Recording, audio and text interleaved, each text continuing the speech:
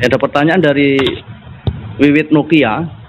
Omnibus Law menggiring negara ini menuju negara sosialisme. Dilihat dari latar belakang paparan Omnibus Law, rakyat disuruh bekerja keras atas nama produktivitas. Apakah demikian, Bapak Ahmad Sastra? Kajian dari ideologi ya.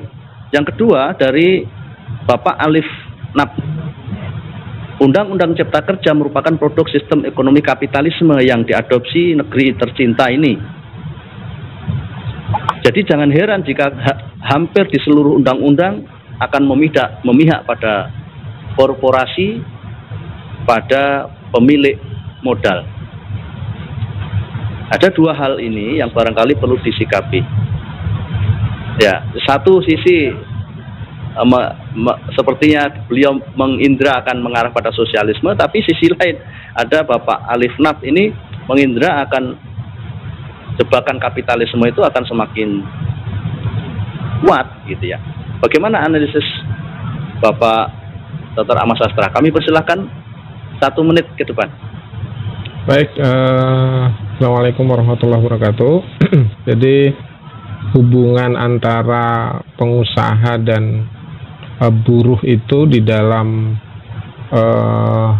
sistem kapitalisme itu memang tidak adil sama sekali, karena dia pengusaha itu memandang buruh sebagai faktor ekonomi, dalam artian dijadikan sebagai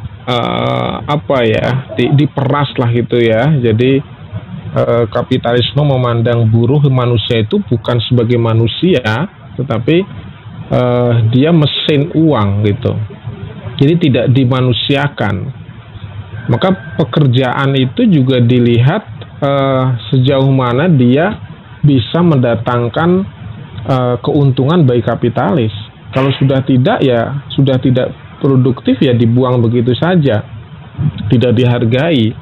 Karena itu kalau ada kemudian isu-isu ya, atau bahkan sudah banyak kajian tentang pengurangan pesangon misalnya itu ya, yang kan sudah berkembang juga tuh kabar-kabar itu sangat mungkin seperti itu gitu. Sehingga ini hubungannya tidak benar ya di dalam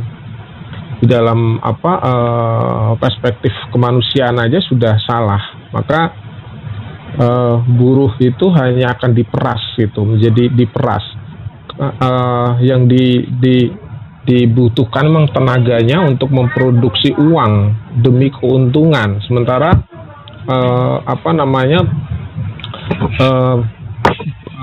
gaji itu ditekan sedemikian kecil, semakin kecil ya mereka semakin untung ya. Jadi posisi itulah kemudian apapun narasi yang dibangun kapitalisme terkait dengan tenaga kerja itu memang semata-mata sebenarnya hanya untuk keuntungan pengusaha semata-mata, sementara buruhnya itu sendiri semakin hari justru semakin sengsara sebenarnya. Nah, kemudian yang kedua, memang kita bisa mempelajari ya yang namanya kapitalisme dan sosialisme itu memang bisa kita pelajari, bahwa hari ini nampaknya kalau saya lihat ya, itu secara ekonomi memang kapitalis ya, tetapi secara politis ini aroma-aroma sosialisme itu ada di negeri ini gitu. Sehingga ini dua cengkraman ini. Sebenarnya kalau kita lihat Cina misalnya ya, Cina itu sendiri kalau kita lihat sekarang tidak lagi murni kapitalisme atau komunisme ya, atau komunisme gitu, tapi juga kapitalisme juga, karena penguasa ekonomi di negeri ini juga dari Cina kan hari ini kan. Nah, ini memang kita harus betul-betul waspada, harus betul-betul melihat, harus betul-betul merenungkan, menganalisa, kemudian memberikan penyadaran kepada umat bahwa negeri ini tidak sedang dalam keadaan baik-baik aja gitu. Ada hegemoni, ada intervensi asing, ada hegemoni ideologi asing yang sudah lama merasuk di negeri ini.